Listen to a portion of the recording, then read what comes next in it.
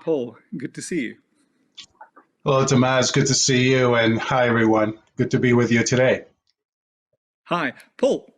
As it turns out, we only have 20 minutes and 10 actions, which gives us more or less 2 minutes per action without me talking too much. So let's jump right in, but I hope you agree if I cut in with a question or two in between. Absolutely. Absolutely. Perhaps providing some context as to what these 10 actions are and how we thought about them here at State Street.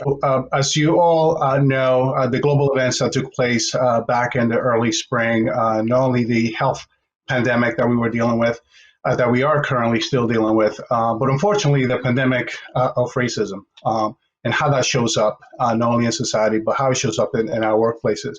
And at State Street, we began to think about how do we tackle this issue. And that's how we came up with 10 actions that we felt are not exhaustive, but are at least the beginning of a journey that we are going to take to address specifically issues of race and racism in our organization and outside of our organization. So the 10 actions are a number of things that we decided that we wanted to undertake, and they begin with our representation and making sure that as an organization, we are reflective of overall society. We are reflective of the talent that exists out there.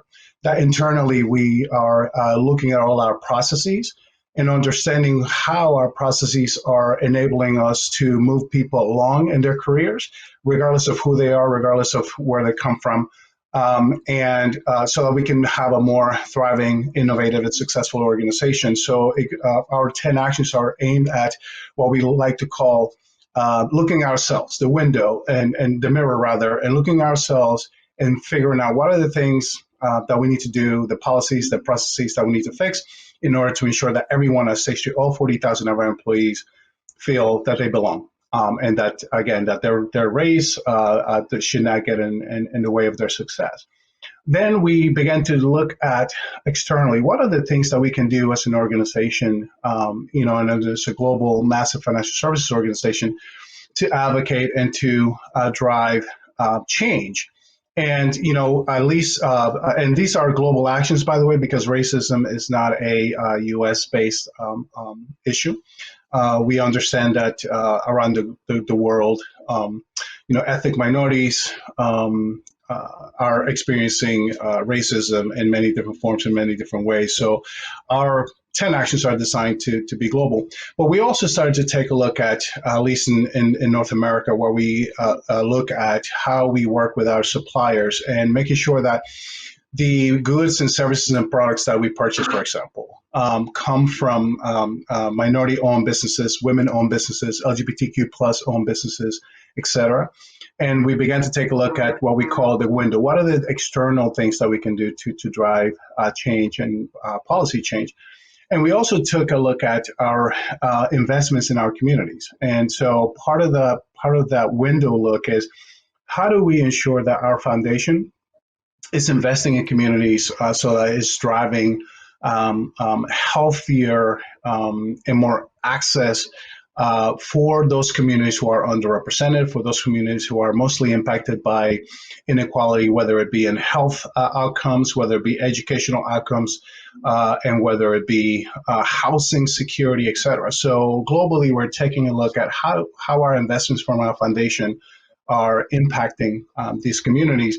Lastly, we are also taking a look at our board representation and making sure that when it comes to Black and Latinx talent, specifically BAME talent, as is known in other parts of the world, that we have a board that is representative, that we have an executive committee that is representative, and that is inclusive. So those are... If I may just stop you there for a little moment. Sure.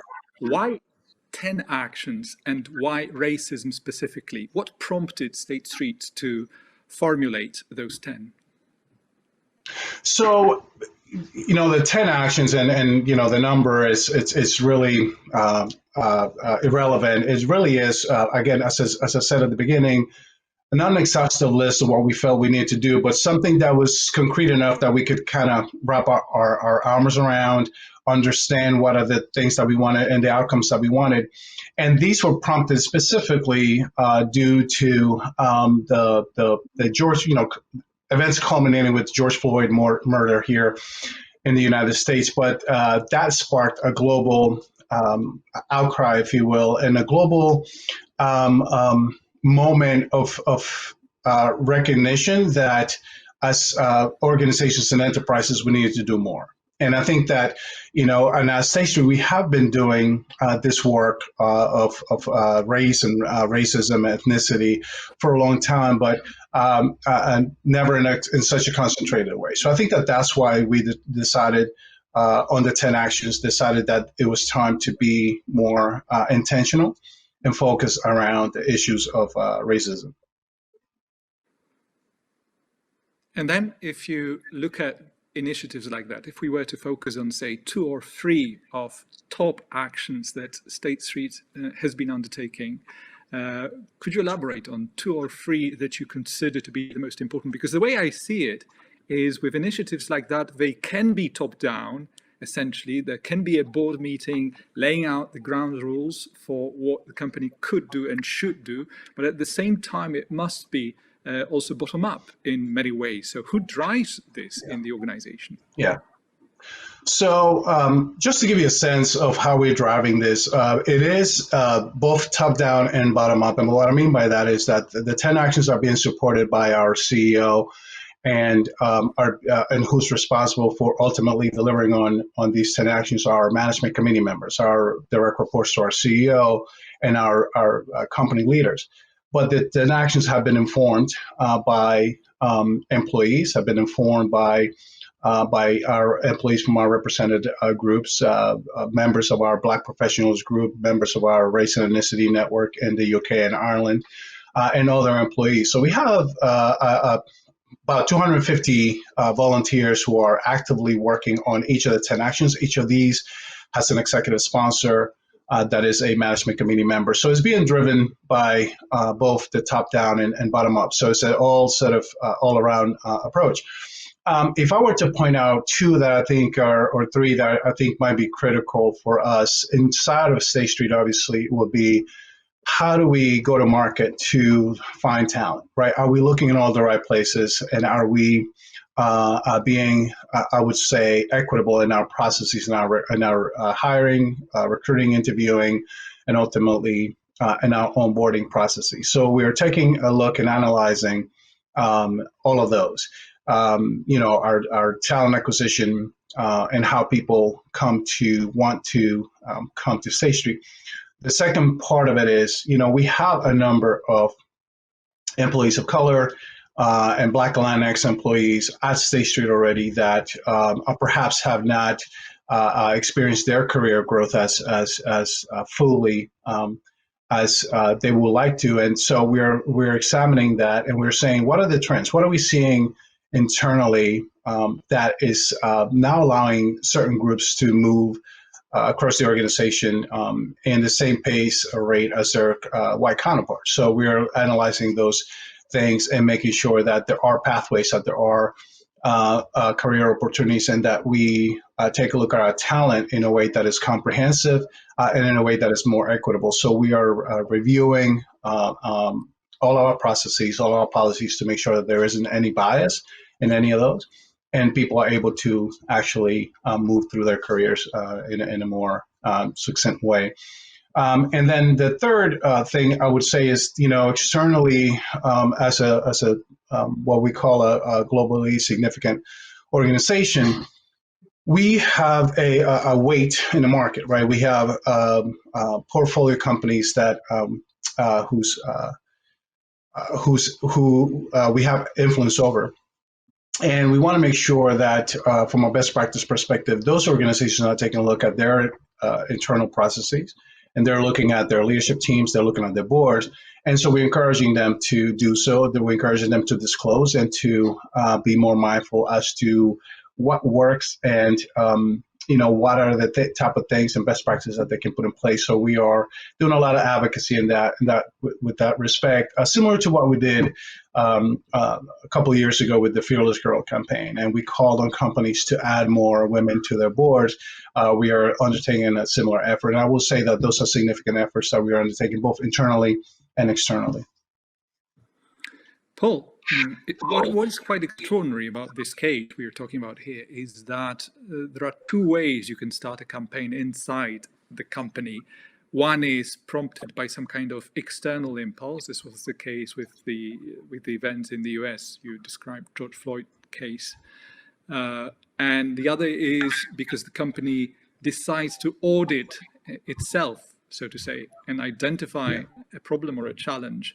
Was it a combination of both? Was it just the right timing? Was the events in the US actually a catalyst for accelerating certain in-house processes for State Street?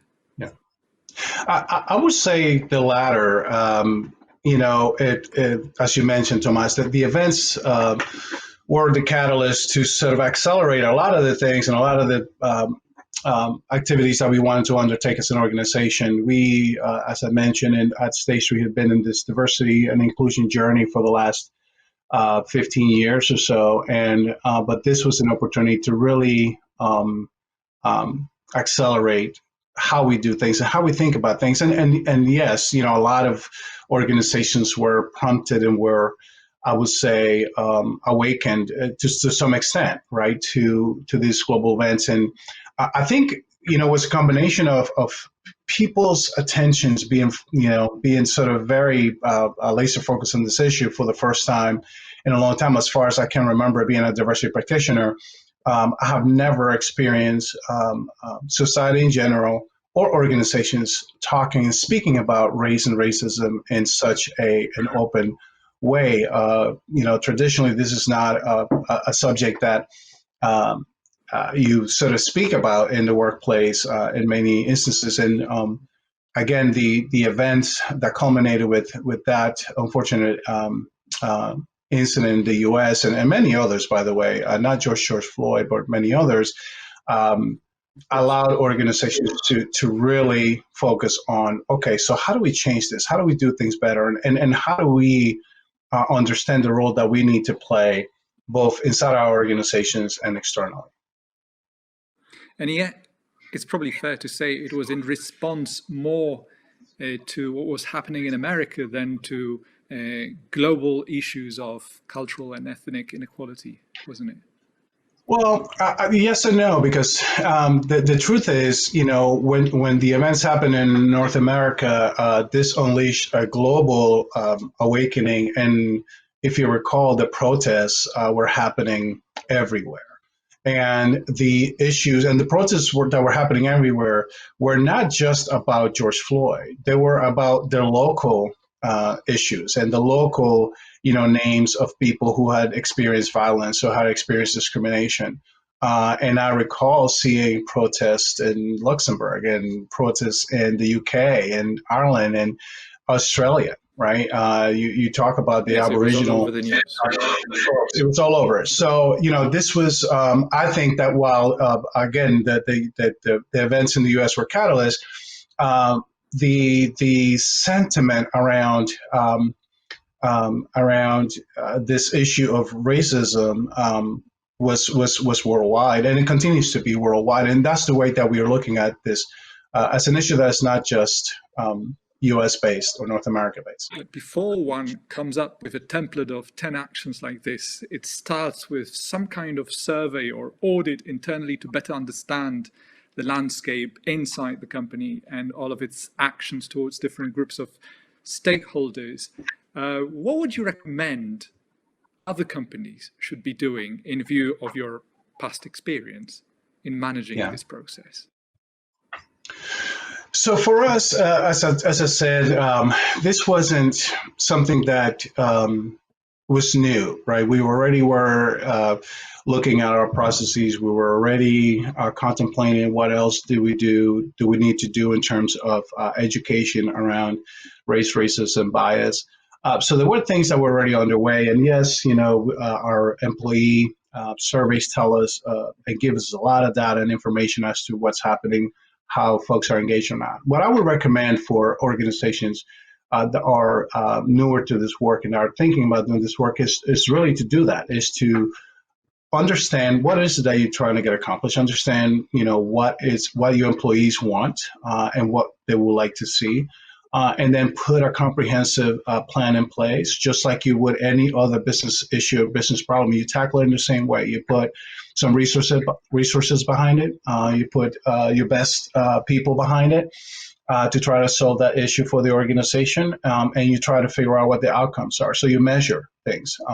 And so that's the approach that we've taken. And for us, it was a little bit easier in the sense that we were already doing a lot of this work, and it's just accelerated the way in which we thought about delivering on this work. So, we just at the beginning of this 10 commitments, it's a 3-year outlook or view in which we're trying to accomplish all of these things, and again, how we measure it and how we think about the outcomes. I think that we have this 3-year outlook view as to how we're going to make State Street a more inclusive and equitable and diverse workplace. Paul, any particular next step you can't wait to see implemented? So this is a lot of work, and we have weekly check-ins with the workstream leaders that are leading this work, with the executive sponsors. I think I'm waiting for the results to start to show, right? For our organization to start to look more and more diverse, to see folks within the organization move up and experience different career successes. I'm looking for new talent to come into State Street and more diverse talent to continue to come into State Street. And ultimately, I'm looking for the impact that the organization is making in some of our investments. So looking to see how some of the organizations we're supporting are leveraging those investments and are driving change in our communities. And I'm waiting to see how these coalitions are beginning to work. We are members of a couple of different coalitions that we hope are driving significant and sustained change. But I think that's not something that we're going to see, in the next couple of months. I think that work is going to take a little bit of time. And so, hopefully by this time next year, the Changemakers Conference, we can give an update as to what the 10 actions have yielded and how we're moving the needle. And we are already looking forward to that. And my last question, Paul, is, has the pandemic redefined or changed the role of a chief diversity officer already, or is it likely to change it in any way whatsoever? It absolutely has. I tell folks that the role of chief diversity officer is ever changing, and you need to evolve with the times. And what I've seen and what I've experienced in the last 6 months has absolutely, I would say, put the role in a much different light. I mean, for some organizations, the role was already being looked at as essential to our business and our business growth, and and we are one of those organizations. I'm spending a lot more time with our clients. I'm spending a lot more time with our shareholders, and with our employees for sure. But the conversations we're having are different conversations. We are, and the work of equity and equality is front and center. Data is becoming more and more important. Data disclosure and all the things that as an organization are going to make us better. We are working constantly with our partners, and it's interesting because in this work we actually look at our traditional competitors as partners in this work, because we all have a vested interest in making sure that we move the needle in our industry. And so there's a lot more coming at the table with ideas and building coalitions that will drive sustainable change. So the role has definitely changed. We are more and more focused on really race and ethnicity as an issue that we did not put enough attention to. I think a lot of organizations look at issues of gender, to drive diversity. For sure, LGBTQ issues, disability issues, race and ethnicity probably are taking a little bit of a front stage presence right now, because it's an issue that we definitely need to tackle in a more definitive way, and so that's changing the way in which we look at the role and what we are focused on. Paul Francisco, Chief Diversity Officer at State Street. Thank you very much, Paul. It's been a pleasure talking to you. Thank you. It's been a pleasure. Take care.